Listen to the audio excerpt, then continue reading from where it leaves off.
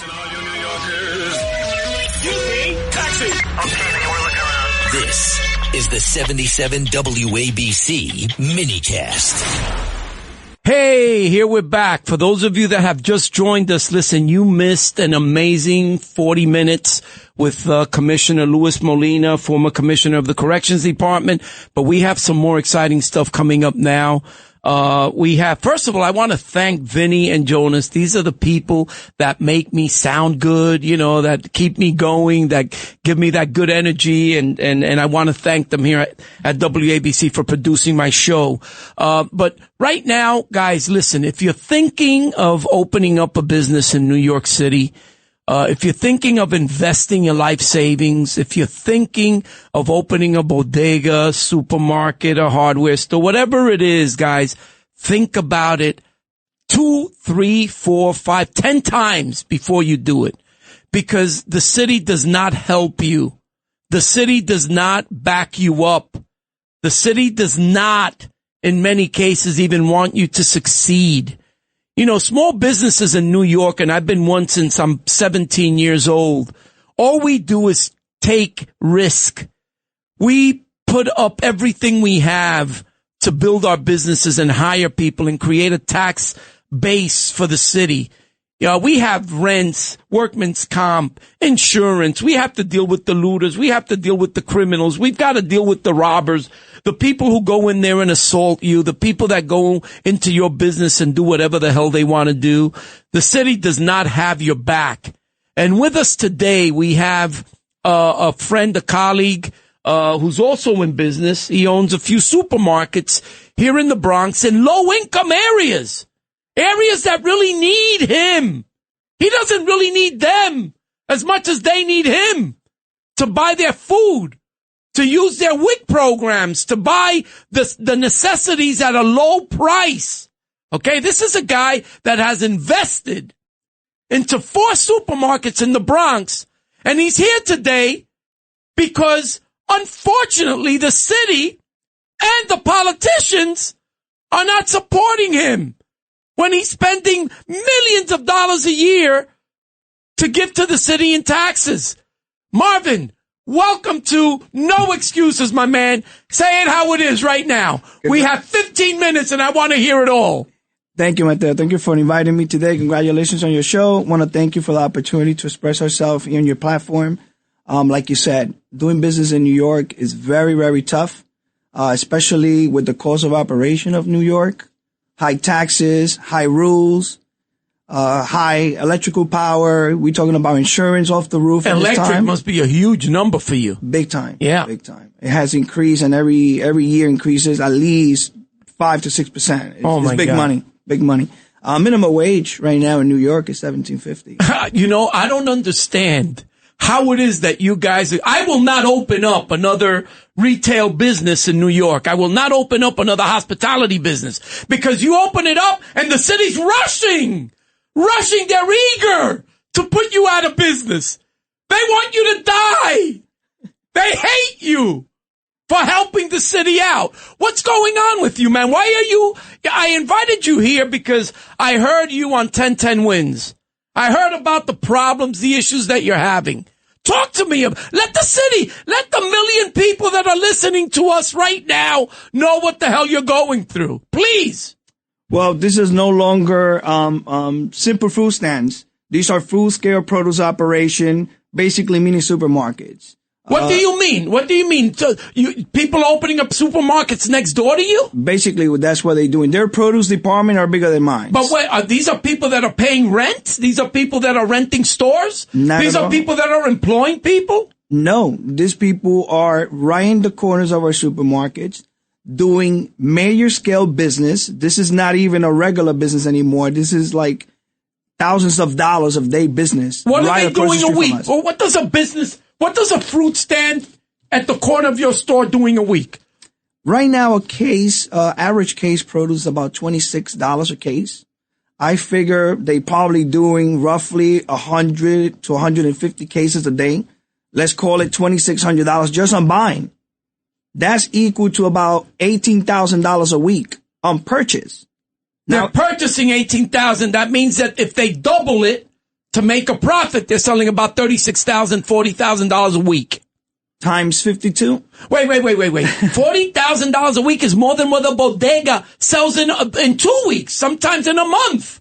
You mean that these people selling fruits and vegetables and eggs that should be refrigerated, correct, out in the streets are selling more produce than you are? 100%. If you ask any consul or representative in any neighborhood that sanitation picks up this illegal produce, which they try to do the best they can. I believe they are the one handling the whole city. So whenever they could get to these locations, I heard one from the bid in Jerome that they threw about 40,000 pounds of produce. And the very next day, this stance was back up.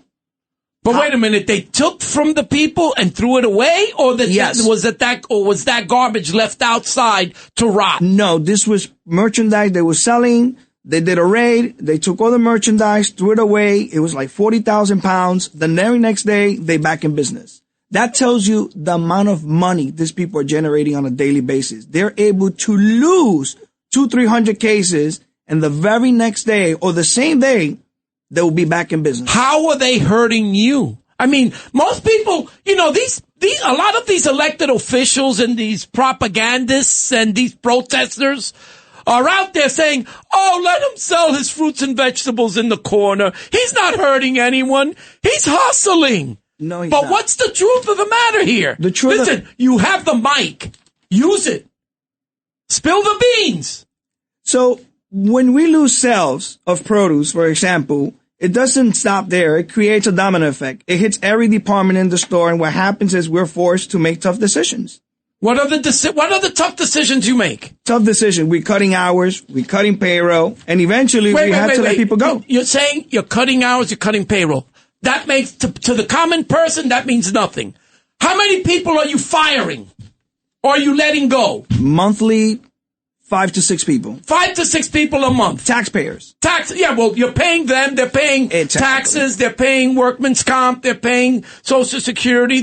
So, in other words, this guy at the corner is creating a huge hurt in your pocket. Not only me and the whole community. Those are people that are not just employees. They're members of the community. They're fathers, mothers, young adults, people who depend on these jobs to pay rent, feed their families, and build a future. Okay, Marvin, I've got to ask you, we don't have a lot of time, and I want to get as much as I can out of you.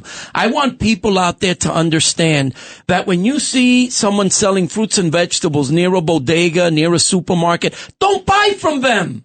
They shouldn't. They don't buy from them because they're there today and they're gone tomorrow. In the meantime, if your local bodega shuts down, you're going to suffer. If your supermarket shuts down, you're going to suffer. Because now you're not going to have a place to really go and shop, right? And it just destroys the community in general. You're not giving an opportunity to us and the community to grow as a community. Have you heard from anyone at City Hall? Because the mayor has appointed a small business deputy mayor, right? That's supposed to watch out for small businesses. Have you contacted City Hall? No, I did try to reach out to my local consuls. One never replied back to me. The other one, when I even passed by the store. I had Vanessa Gibson, the president borough, pass by the store on Friday. We had to sit down. You know what? I want you to continue this. Vanessa Gibson went to your supermarket. Correct. And you sat down with her. Yes. We're going to come back right back. I'd love to hear what she has to say. We're going to come back after the break.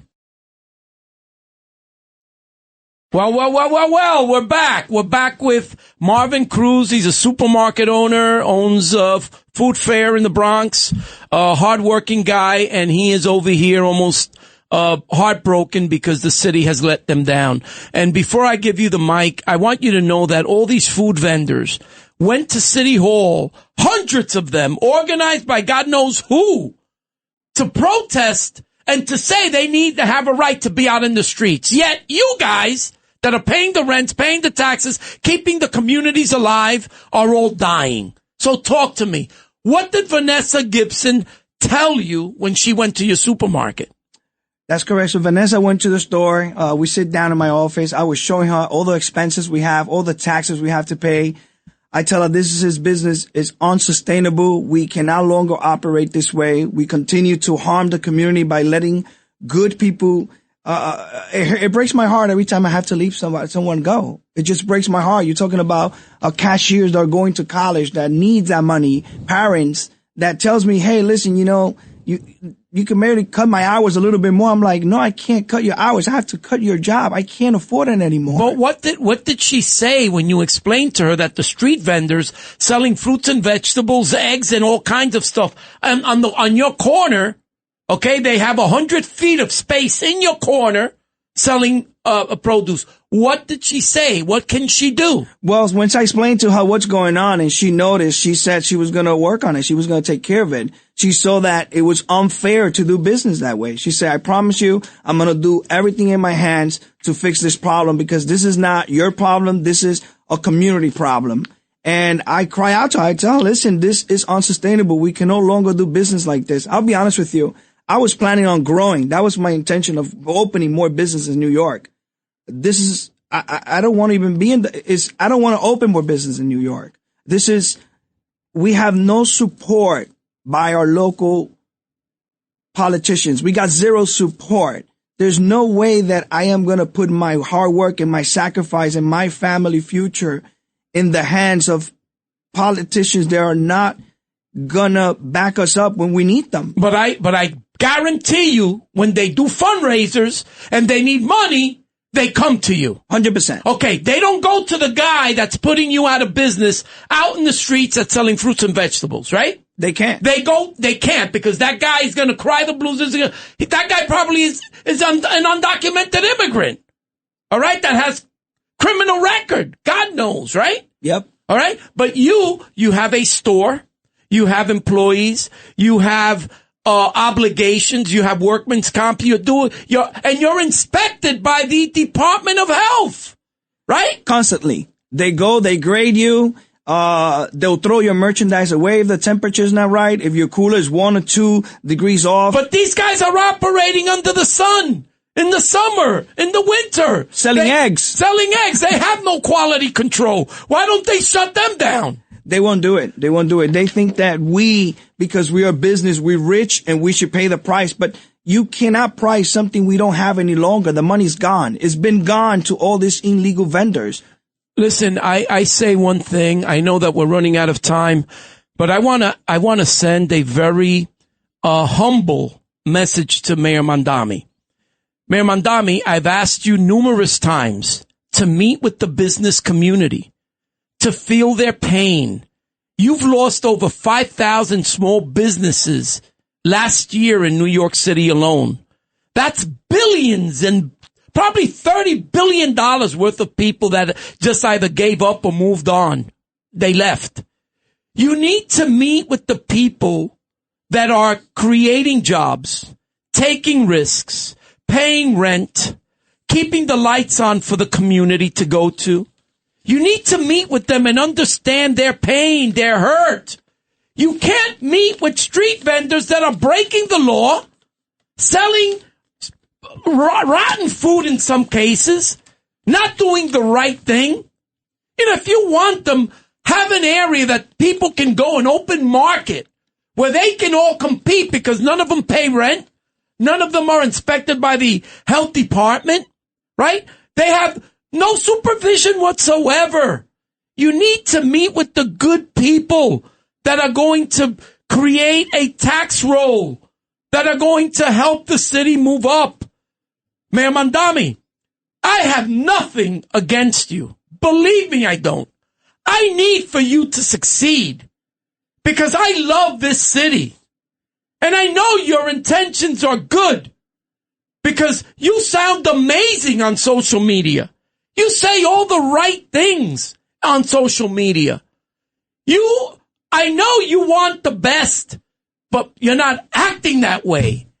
You can't, just go along with the protesters and the socialists who don't know what it is to start a business, to maintain a business. They don't understand what the pain and the suffering is because they've never been through it.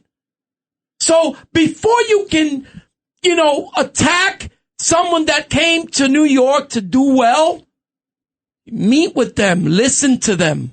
And Vanessa, thank you for going to Marvin's Supermarket, to Food Fair on Jerome, and understanding his pain and suffering. And I hope that you're going to do the right thing. And guys, no excuses is over. There are no excuses for you, Mayor Mondami. Take care of this. Have a great evening. I love you all, and I'll speak to you next week.